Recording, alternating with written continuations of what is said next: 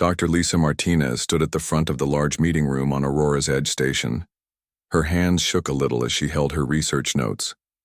The room was full of alien beings from across the galaxy, all here to listen to her presentation about ancient civilizations. She looked out at the crowd. The HFY warriors sat in the front rows, their blue skin gleaming under the bright lights. Their leader, Commander Veltar, had arms crossed over his chest and a mean look on his face. Behind them sat the Zephyrians, tall and thin with big heads full of wrinkles. Their chief scholar, Quintess, kept tapping his long fingers on the table like he was bored already. In the back corner, the mystical Vorthak floated in their special chairs. Their purple robes moved slowly, even though there was no wind in the room. Lisa had heard they could read minds, but she hoped that was just a story. Captain Jake Thompson sat with the other humans near the side wall. He gave Lisa a small nod to encourage her. There were only 12 humans on the whole station, and they all felt out of place among these powerful alien races. Lisa cleared her throat and began to speak. Thank you all for coming today. I want to share what we humans have learned about studying old civilizations and keeping their history safe.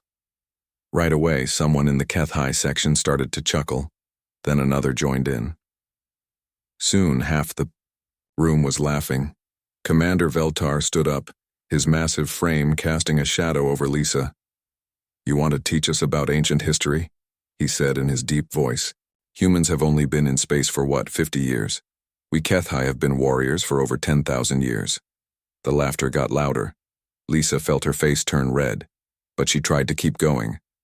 Yes, we are new to space, but on Earth we have spent thousands of years studying. Earth, Quintus interrupted with a snort.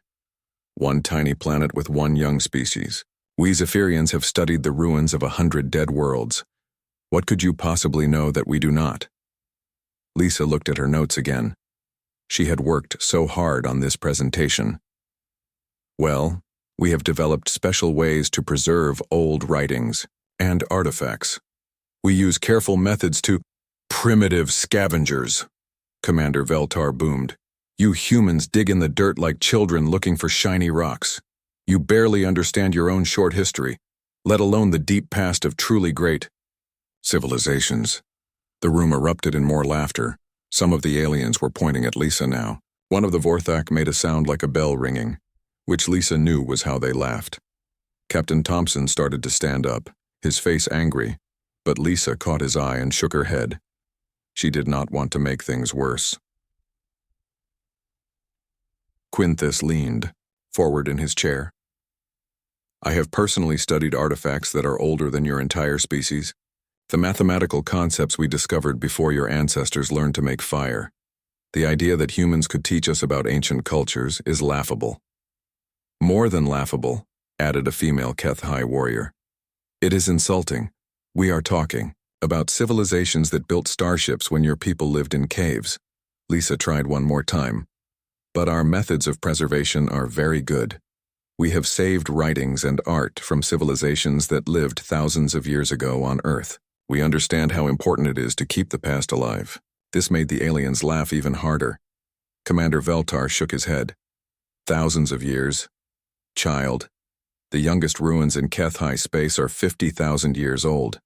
The Zephyrians have libraries with books written before your solar system was even formed. One of the floating Vorthaks spoke in a voice like music. The humans speak of keeping the past alive. Yet they know nothing of true ancients. They are babies trying to teach elders how to walk. The other human delegates looked uncomfortable. Dr. Sam Rodriguez, who sat next to Captain Thompson, whispered something angry under his breath. Amy Foster, the team historian, stared at her hands. Lisa felt tears starting to form in her eyes, but she would not let them fall. Not here. Not in front of all these aliens who thought humans were stupid. Commander Veltar walked closer to the front of the room. Let me make something clear to all humans here. You are junior members of the Galactic Council only because we feel sorry for you. You have nothing to teach us about history, culture, or civilization. Your job is to learn from your betters and do the simple tasks we give you. That is correct, Quintess agreed. Perhaps humans can help carry our equipment or clean our laboratories. But serious archaeological work? That requires wisdom that comes from millions of years of advancement. Lisa gathered her notes with shaking hands. I understand, she said quietly. Thank you for your time. As she walked back to her seat, the aliens continued to talk among themselves about how amusing it was that humans thought they could contribute anything meaningful to galactic science. Captain Thompson put his hand on Lisa's shoulder when she sat down. I'm sorry, he whispered. It's okay, Lisa replied, but her voice was tight with hurt and anger. The meeting continued with presentations from the alien scholars. They showed holographic images of massive ruins on distant worlds. They talked about technologies that humans could not even understand. Every few minutes, one of them would make another joke about primitive human archaeology, and the room would fill with laughter again. By the end of the day, it was clear what the Galactic Council thought of humanity. They were tolerated, not respected. They were allowed to stay, but only if they knew their place at the bottom. As the aliens filed out of the room, Lisa heard Commander Veltar talking to his officers. Assign the humans to cataloging duty. Let them organize our old files. At least, they can read. When the room was finally empty except for the human delegation, Captain Thompson looked at his team. Well, he said, that went about as badly as it could have.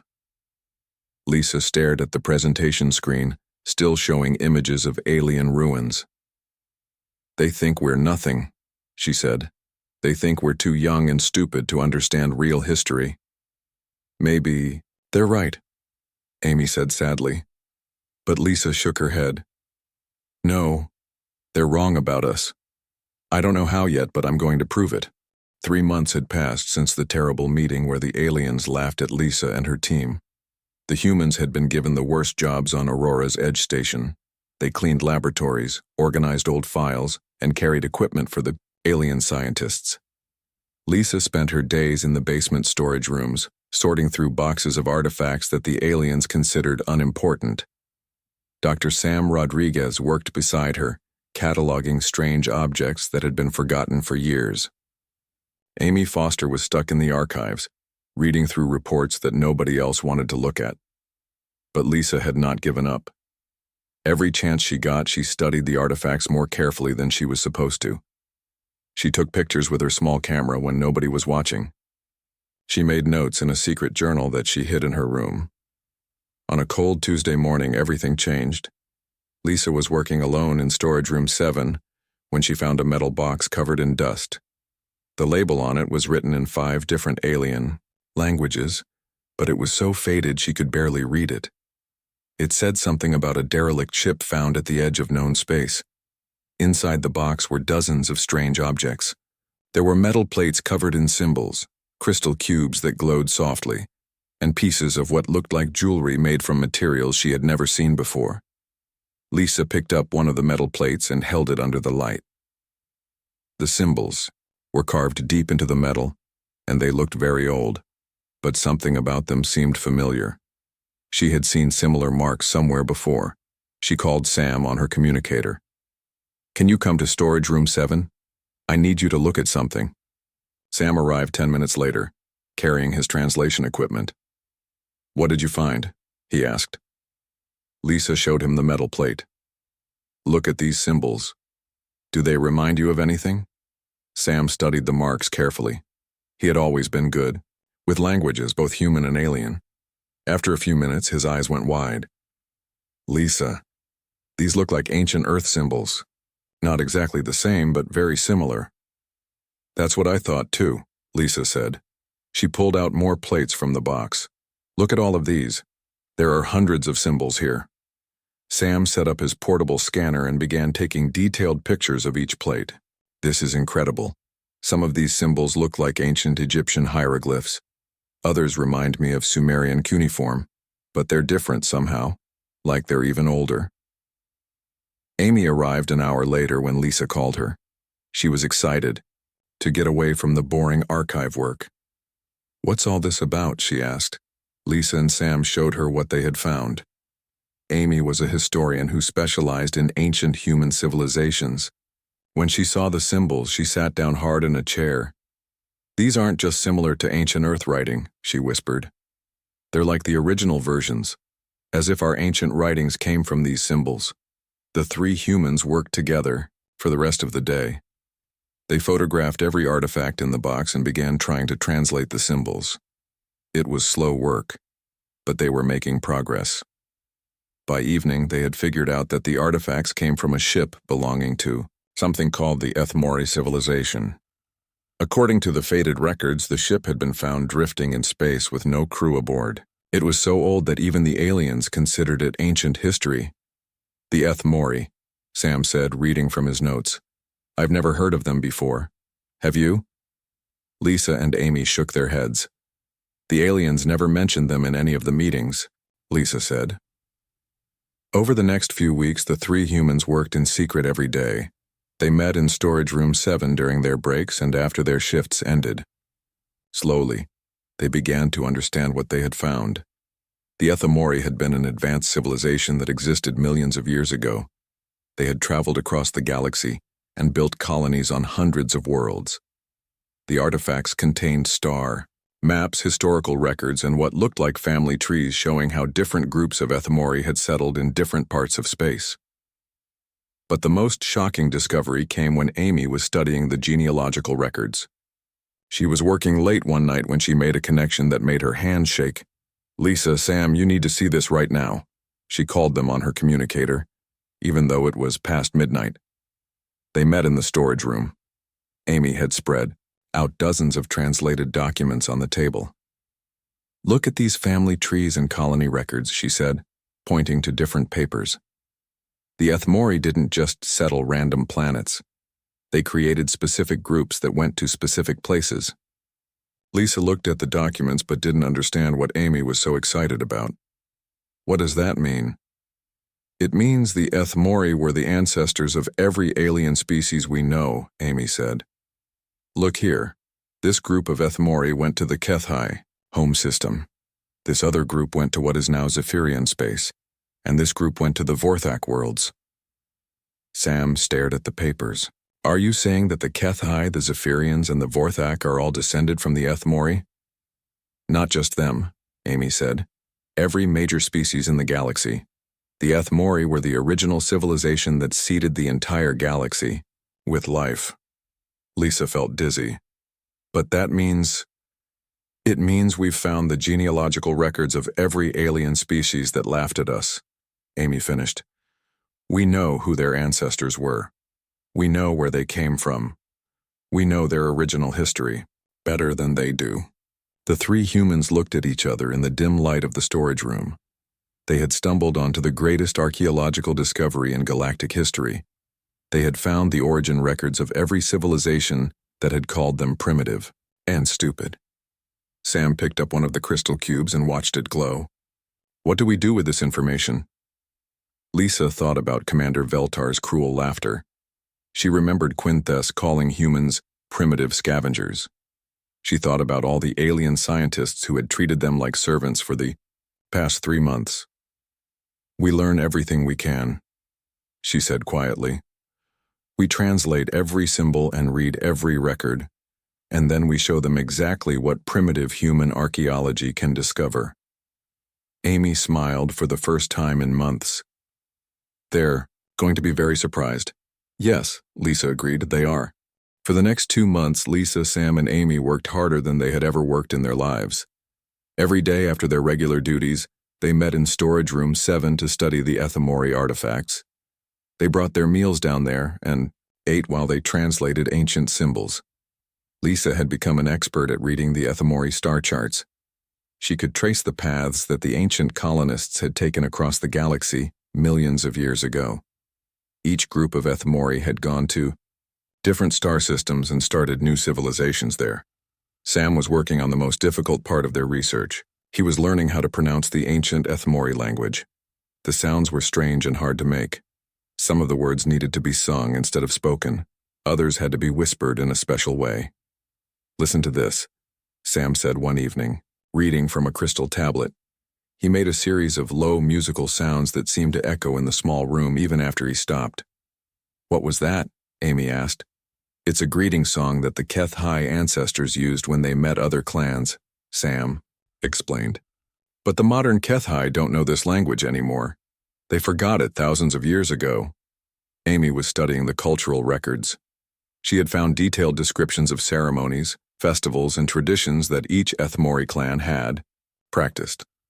These traditions had been passed down to their descendants, but over millions of years they had changed so much that the modern aliens didn't recognize them anymore. "Look at this," Amy said, showing Lisa a long document. "This describes the original war chants of the clan that became the HFY. But it's not just words.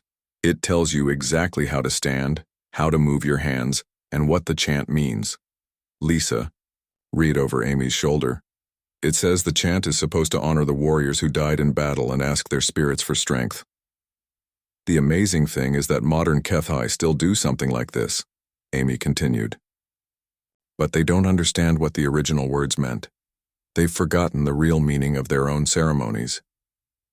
As the weeks passed, the three humans discovered more and more about the lost traditions of every major alien species. They found the original creation myths of the Zephyrians, written in beautiful poetry that explained how their ancestors believed the universe began. They found the sacred meditation practices of the Vorthak, with detailed instructions for spiritual ceremonies that modern Vorthak had only dim memories of. Sam spent hours every day practicing the pronunciation of ancient chants and songs. His throat was often sore from making the unusual sounds, but he was getting better. He could now perform the war hymns of 3 different alien species in their original form. "The hard part isn't just saying the words," Sam explained to Lisa and Amy. "It's understanding what they really mean. These aren't just songs. They're like prayers and history lessons and promises all combined together." Amy had made charts showing how each modern alien culture connected to their Ethmore ancestors. She had traced the evolution of their languages, their customs, and their beliefs over millions of years. She knew things about alien history that the aliens themselves had forgotten. "It's like we're holding a mirror to their past," Amy said. "We can show them who they really are and where they came from." But Lisa was worried about something else. "What if they don't believe us? What if they think we made all this up?" "We have proof," Sam said, holding up one of the crystal tablets. "These artifacts are real. The aliens' own scientists can test them and see how old they are." "But will they listen to us long enough to see the proof?" Lisa asked. "They think we're stupid humans who don't understand anything about real history." Amy smiled. "That's exactly why this is going to work. They're so sure that we're ignorant that they won't see it coming." One day, Captain Thompson came down to Storage Room 7 to check on them. He had been worried because the 3 researchers were working so much that they barely slept. "You all look terrible," he said. "When was the last time any of you had a full night's sleep?" "We're fine, Captain," Lisa said, but she knew she looked tired. Her eyes were red from reading ancient symbols for hours every day. Thompson looked around the room at all the artifacts and translated documents. "This is incredible work, but what's the plan? What are you going to do with all this information?" Lisa, Sam, and Amy looked at each other. They had been so focused on the research that they hadn't thought much about what came next. "There's a big Galactic Council meeting next month," Amy said. "All the alien leaders will be there to vote on humanity's permanent status in the galaxy. They're planning to make us a protectorate," Thompson said grimly. "Basically, we'll be servants forever." Lisa stood up and walked to the table covered with Ethmore genealogical records. "Not if we show them this first." "You want to present your research at the council meeting?" Thompson asked. "More than that," Sam said. "We want to demonstrate it." Thompson looked confused. "What do you mean?" Sam picked up his practice notes. "For the ancient chants. We're going to speak to them in their ancestors' voices. We're going to sing the war hymns that their great-great-grandfathers sang millions of years ago. We're going to tell them stories about their own history that they've forgotten," Amy added. "We're going to prove that primitive human archaeology has discovered something that all their advanced science missed," Lisa finished.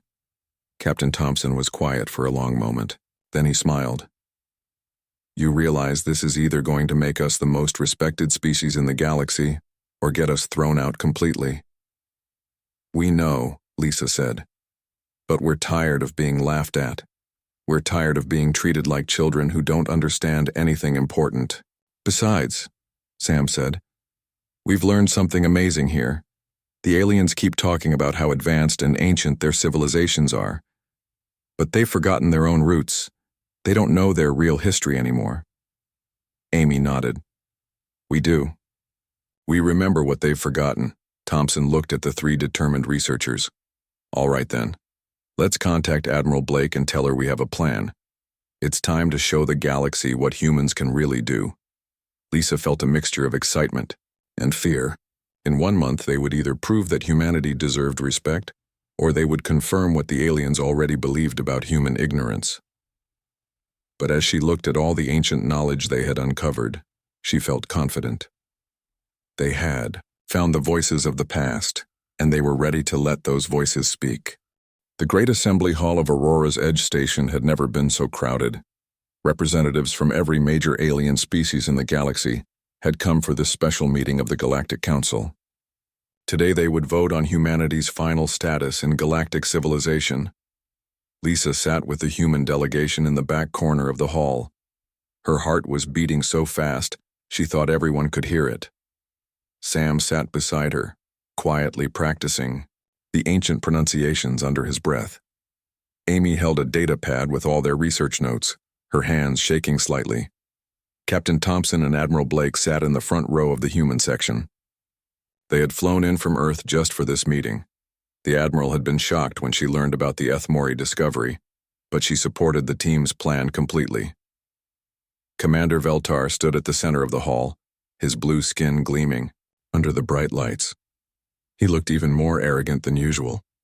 We are here today to decide the future of the human species in our galactic community, he announced in his booming voice. The humans have been with us for 6 months now, said Quintess from the Zephyrian section. In that time they have proven to be exactly what we expected. Simple creatures who can perform basic tasks but lack the wisdom for true civilization. Laughter rippled through the alien sections. Lisa felt her face turn red, but she stayed calm. Everything depended on waiting for the right moment.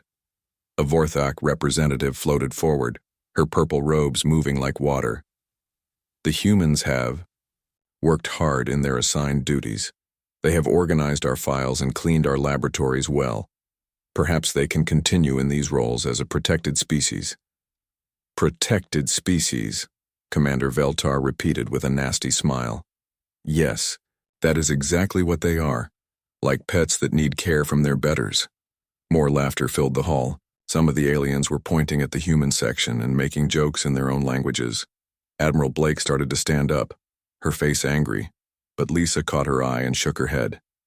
Not yet. Before we vote, Commander Veltar continued. Does any human wish to speak? Do you have anything to say in your defense? The hall went quiet. Every alien eye turned to look at the humans in the back corner. Lisa could feel the weight of their stares. Most of the aliens looked amused, as if they expected the humans to beg for mercy. Lisa stood up slowly.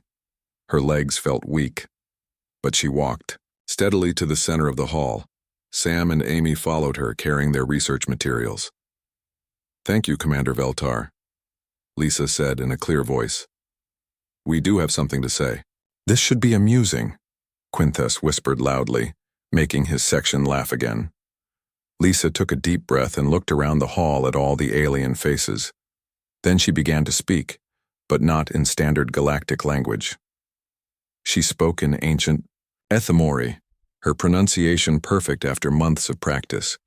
Children of the Starwalkers, sons and daughters of the first voyagers, hear now the words of your ancestors who crossed the void when the galaxy was young. The effect was immediate and stunning. The laughter stopped. Every alien in the hall sat up straight, their eyes wide with shock. Commander Veltar's mouth fell open. Lisa continued in the ancient language, telling the creation story of the Kethai people. She spoke of brave warriors who had left their home world millions of years ago to settle among distant stars. She, used words and concepts that no modern HFY had heard for thousands of generations, but somehow they understood every word. Some of the HFY warriors began to cry. Others leaned forward in their seats, listening with desperate attention to words that stirred something deep in their genetic memory. When Lisa finished the creation story, Sam stepped forward. He began to chant the ancient war hymn of the Zephyrian clan fathers. His voice rose and fell in the complex melody that their ancestors had sung before battle. The rhythm was hypnotic, the words powerful and moving. The Zephyrian section was completely silent. Several of the elderly scholars had tears running down their faces. Quintus sat frozen in his chair, his mouth open in amazement. Sam's voice grew stronger as he reached the climax of the war hymn. He sang about courage in the face of darkness, about wisdom passed down through countless generations, about the duty to honor those who came before. When he finished, the hall was so quiet that you could hear people breathing. Then Amy stepped forward with her datapad. She began to recite the sacred genealogies of the Vorthak, tracing their spiritual lineage back through thousands of generations to the original Ethmore mystics. She spoke each name clearly, explaining the achievements and wisdom of the ancient, spiritual leaders. The floating Vorthak began to chant along with her, their musical voices joining hers as they instinctively remembered words they had never learned. Their purple robes glowed brighter as they became more excited. When Amy finished the genealogies, the entire hall was dead silent. Every alien stared at the three humans in the center of the room. Commander Veltar was the first to find his voice. "How?" he whispered. "How do you know these sacred words? These are the voices of our ancestors from before memory began." Lisa smiled and held up one of the Ethmore crystal tablets. "Because we found them, Commander. We found the records of your ancestors, all of your ancestors." She gestured to Sam and Amy, who began displaying holographic images of the Ethmore artifacts. The aliens gasped as they saw the ancient star charts, the genealogical records, and the cultural documents. The Ethmore were the first civilization in this galaxy, Lisa explained. They were your ancestors, all of your ancestors. They traveled to every corner of known space and established the colonies that became your homeworlds. Quintus stood up shakily. "The Ethmore? But we have no records of such a people." "You do now," Amy said, holding up her translation notes. "We have their complete historical archives. We know the names of your founding fathers and mothers. We know the original meanings of your ceremonies and traditions. We know where you came from and who you really are." A female Vorthak floated forward, her voice like singing bells. "You have given us back our voices. You have returned the songs of our ancestors to us." Commander Veltar walked slowly toward Lisa. His arrogant expression was gone, replaced by something like wonder. "You called us primitive scavengers who barely understood our own history," he said quietly. "But you have discovered our history. You have found what we had lost." Lisa nodded. "That is what we do, Commander. We preserve the past. We remember what others forget. We keep the voices of history alive." The hall erupted in excited chatter as aliens talked rapidly in their own languages. Lisa could hear words of amazement and gratitude mixed with the discussions. Sam leaned close to Lisa's ear. "I think we surprised them," he whispered. Lisa smiled as she watched the aliens examining the holographic displays of their ancestors' records. "Yes," she said. "I think we did." The great assembly hall remained quiet for several long minutes. Every alien representative stared at the holographic displays showing their ancestors' records. Some were crying. Others sat in shocked silence.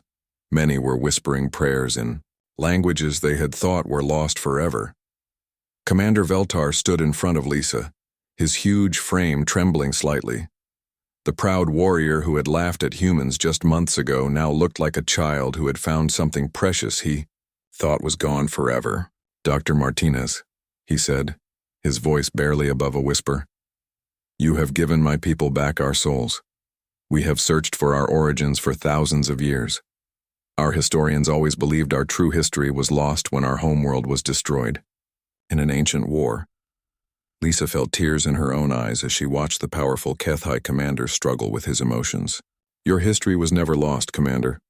It was just waiting for someone to find it and bring it back to you. Quintus walked slowly down from the Zephyrian section, his long legs shaking. He stopped in front of Sam and bowed deeply, something no Zephyrian had ever done to a human before. Dr. Rodriguez, Quintus said, his voice full of shame. I called you a primitive scavenger. I said you could never understand the depth of ancient cultures, but you have preserved our most sacred traditions better than we preserved them ourselves. Sam felt uncomfortable with the great scholar bowing to him. Please stand up, Dr. Quintus. We were just doing what we love to do. We study the past because we believe it's important. Important? Quintus repeated, standing up straight. You have done more than preserve artifacts in a museum. You have brought our ancestors back to life. When you sang our war hymn, I felt my great-grandfather's spirit stirring in my chest. One of the floating Vorthak drifted toward Amy, her purple robes glowing with excitement. Young historian, she said in her musical voice, you spoke the said names of spiritual leaders that we thought were myths. You proved that our oldest legends are true histories. Amy smiled shyly. Your ancestors were amazing people. They created beautiful philosophies and spiritual practices. It was an honor to study their writings. Admiral Blake stood up from the human section and walked toward the center of the hall. She looked around at all the alien faces, seeing wonder and gratitude instead of the mockery that had been there before. 6 months ago you laughed at us, Admiral Blake said in a strong, clear voice. You said we were too young and stupid to understand real civilization. You assigned us to clean your laboratories and organize your old files. Some of the aliens looked embarrassed. A few hung their heads in shame. But our people did something you didn't expect, Admiral Blake continued. We didn't complain about the menial work. We didn't demand better treatment. Instead, we did what humans do best. We studied, we learned, we preserved what others had forgotten. Commander Veltar stepped forward. Admiral Blake, on behalf of all HFY, I formally apologize for our treatment of humanity. We were wrong about your people. We were blinded by our own arrogance. We all were, added Quintus. We judged you by the length of your civilization instead of by the depth of your character. The female Vorthak, who had spoken to Amy now, addressed the entire hall. The humans have shown us something profound. They have demonstrated that wisdom does not come from age alone, but from respect for the past and dedication to preserving truth. Murmurs of agreement rippled through the alien sections. Lisa could hardly believe what she was hearing. The same beings who had mocked them were now praising humanity's contributions. Captain Thompson joined Admiral Blake in the center of the hall. We propose the creation of a new institution, he announced. The Galactic Heritage Institute, where human archaeologists will work alongside alien scholars to study and preserve the cultural history of all civilizations. Dr. Martinez will serve as the director, Admiral Blake added. Dr. Rodriguez will head the Linguistic Preservation Department, and Dr. Foster will lead the Cultural Research Division. The aliens began talking excitedly among themselves. Lisa heard fragments of conversation in dozens of languages, all expressing enthusiasm for the proposed institute. Commander Veltar raised his hand for silence. Before we discuss this institute, we must address the original purpose of this meeting.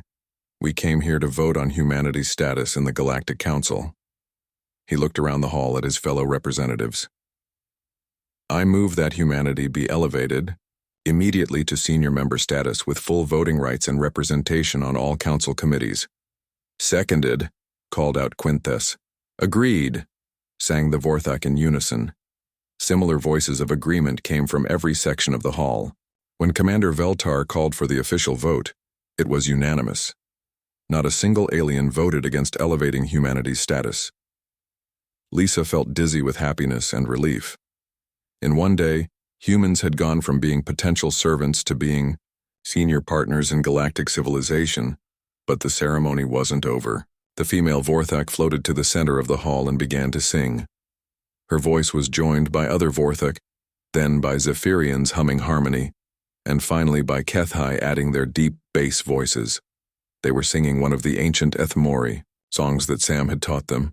but now they were all singing it together. As the song continued, something magical happened.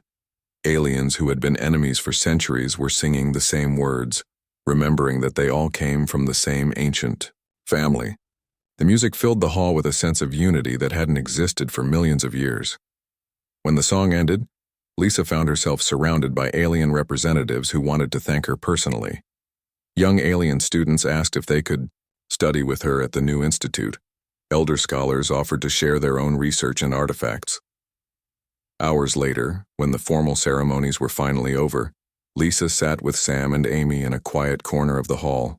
They watched as aliens from different species talked and laughed together, sharing stories about their newly rediscovered heritage. "I can't believe this really happened," Amy said, still looking stunned. "We did it," Sam said with a tired but happy smile. "We actually did it." Lisa nodded, but she was thinking about something else. "You know what the best part is? This is just the beginning. We've barely scratched the surface of what's in those Ethmore archives. There are probably thousands of lost civilizations waiting to be rediscovered." Captain Thompson approached their table, grinning widely. "So how does it feel to be the most famous archaeologists in galactic history?" Lisa laughed. "It feels like we have a lot more work to do." "Good," Thompson said, "because every major university in the galaxy wants to send students to study with you. And 3 different alien governments have offered to fund archaeological expeditions to search for more Ethmore sites." As Lisa looked around the hall at aliens and humans working together, sharing knowledge and celebrating their common heritage, she felt proud of what they had accomplished. They had proven that humanity deserved respect not through conquest or technology, but through their dedication to preserving the past and honoring the voices of history. The species that had laughed at humans for being too young to understand. Ancient civilizations had learned something important. Sometimes the newest voice in the room is the one that remembers the oldest songs.